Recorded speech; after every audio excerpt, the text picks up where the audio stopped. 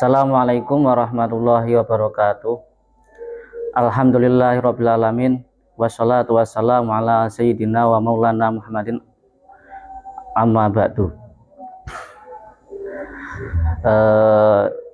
Hadratal muhtaramin, para alim, para ulama, para masyayikh kita sedaya, wabil khusus para masyayikh ingkang ngampu dateng Nahdlatul Ulama Prambon Nganjuk lan datang segenap sahabat-sahabat Ansor dan juga kepada para pemirsa media Ansor,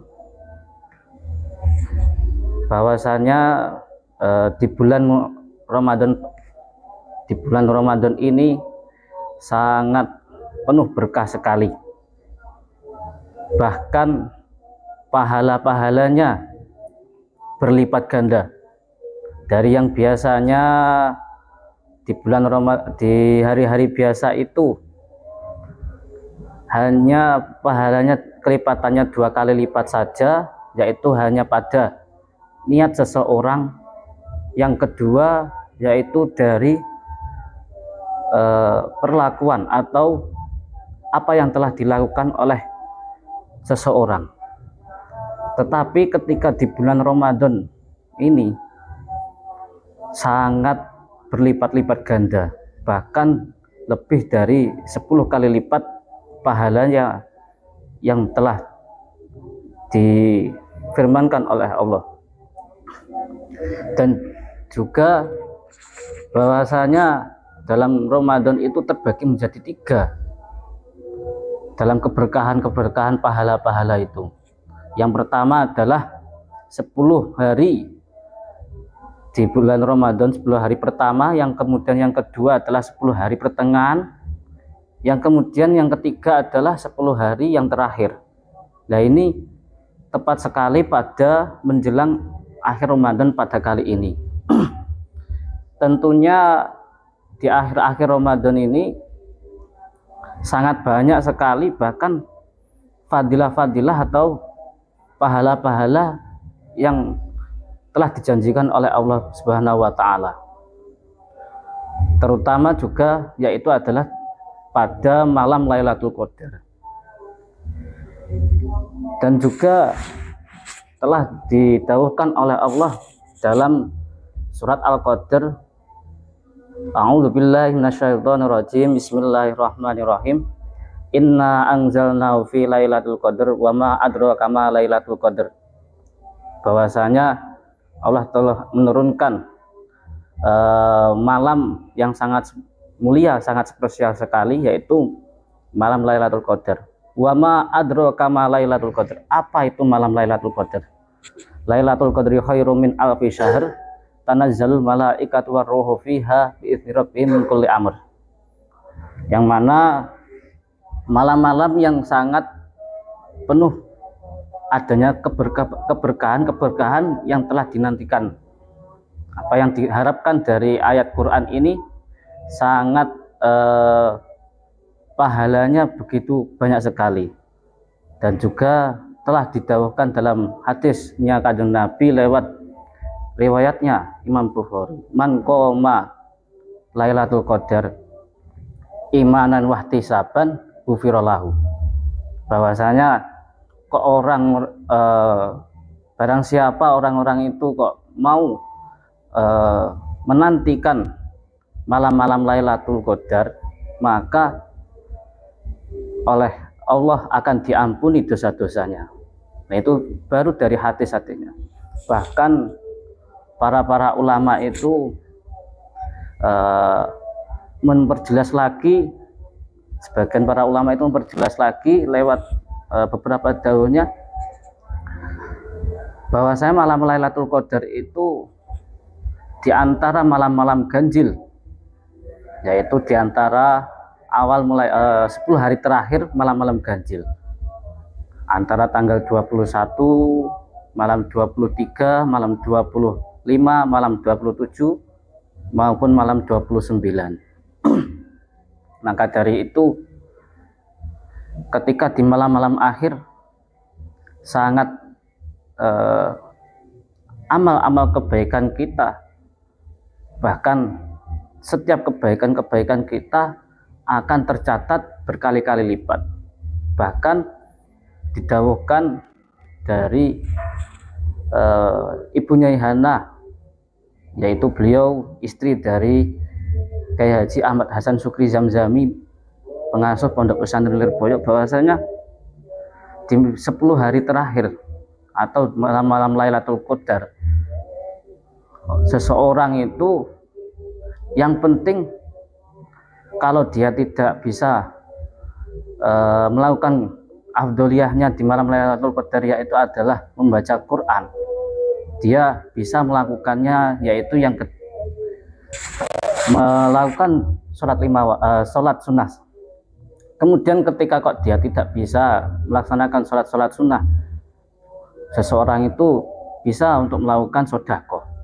Kemudian ketika kok dia tidak bisa mensedekahkan apa yang dia punyai, entah uang ataupun barang-barang ataupun makanan-makanan, seperti makanan-makanan takjil yang dikasihkan ke orang-orang yang membutuhkan, ataupun bisa berbuat kebaikan. Nah itu, maka dari itu sekecil kebaikan-kebaikan itu sangat perlu sekali, karena kita sendiri untuk melakukannya itu, walaupun itu perkaranya baik, tetapi tetap sulit. Sedangkan kita melakukan perkara buruk gampang sekali, entah itu perkara buruk yang mulai dari terkecil hingga maupun yang terbesar. Mungkin saja kita bisa melakukannya itu dengan cara mencuri ataupun minum-minuman dan sebagainya, itu kan termasuk perkara yang buruk. Tetapi alangkah baiknya kita juga melakukan perkara-perkara yang baik untuk menutupi perkara-perkara yang buruk itu. Karena apalagi di bulan Ramadan ini sangat besar sekali pahala-pahalanya itu.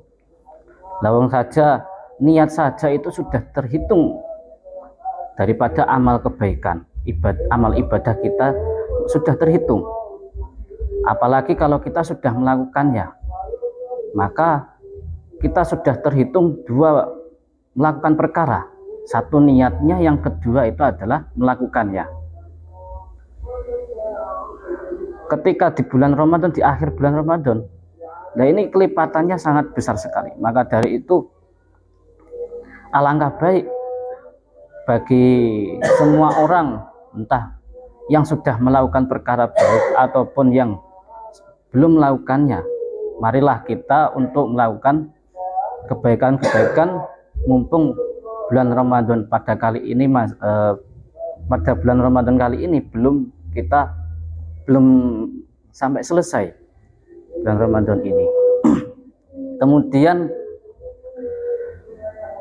yang selanjutnya di 10 terakhir bulan Ramadan itu juga alangkah baiknya untuk menghidupkan, menyemarakkan kegiatan-kegiatan yang ada di musola-musola, di masjid-masjid, entah dengan tadarus Al-Quran, entah dengan kegiatan sholat ataupun kegiatan-kegiatan baik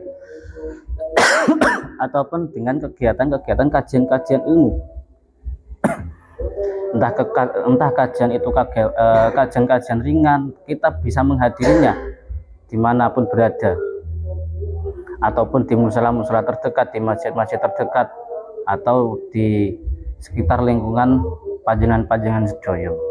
Oleh karena itu, marilah dalam hal ini kita semua, mumpung bulan Ramadan ini belum selesai, belum masuk di bulan Syawal, ayolah kita untuk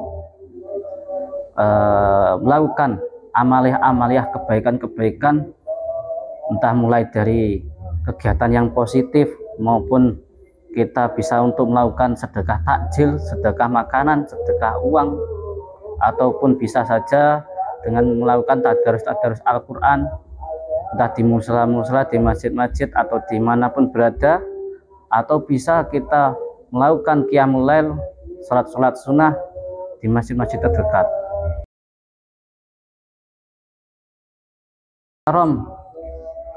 Romo Kiai Anwar Mansur, pengasuh Pondok Pesantren Lirboyo itu, beliau ketika setelah sahur dari dalam beliau berangkat untuk menuju Masjid Lawang Songo, Masjid Lirboyo, untuk melakukan kegiatan qiyamul lail. Beliau itu melakukan sholat sunnah dari sekitar jam 3 setelah beliau itu sahur hingga sampai subuh. Setelah sholat subuh baru beliau kondur menuju ke dalam beliau. Nah, itu termasuk daripada contoh-contoh yang telah dicontohkan oleh para masyayikh kita, para kiai-kiai kita. Kemudian juga banyak sekali para kiai, para masyayikh kita itu juga sudah mencontohkan terkait amaliyah yang ada di dalam bulan Ramadan itu. Kemudian juga bahwasanya ketika melihat di malam Lailatul Qadar itu sejatinya apakah hanya satu malam saja, ataukah setiap malam di tanggal 21, kemudian tanggal 23 juga ada malam Lailatul Qadar, ataukah tanggal 25 juga ada malam Lailatul Qadar, ataukah tanggal 27 ada malam Lailatul Qadar, ataukah tanggal 29 juga adakah malam Lailatul Qadar. Dalam beberapa ulama seperti Imam Al-Ghazali dan Imam Asyazili dan juga banyak ulama-ulama lainnya terjadi berbeda pendapat terkait hal itu. Seperti halnya ada ulama itu mengatakan bahwasanya Lailatul Qadar itu telah biasanya terjadi malah pada malam nuzulul Quran, yaitu di antara tanggal 17, malam 17 Ramadan. Bahkan yang telah sering dilakukan oleh para ulama, ada lagi yang beliau itu dulunya sering ketemu malam Lailatul Qadar itu di antara tanggal 21, memilih, ada pilihan di antara tanggal 21 atau 23 atau 25 atau 27 ataukah tanggal 29.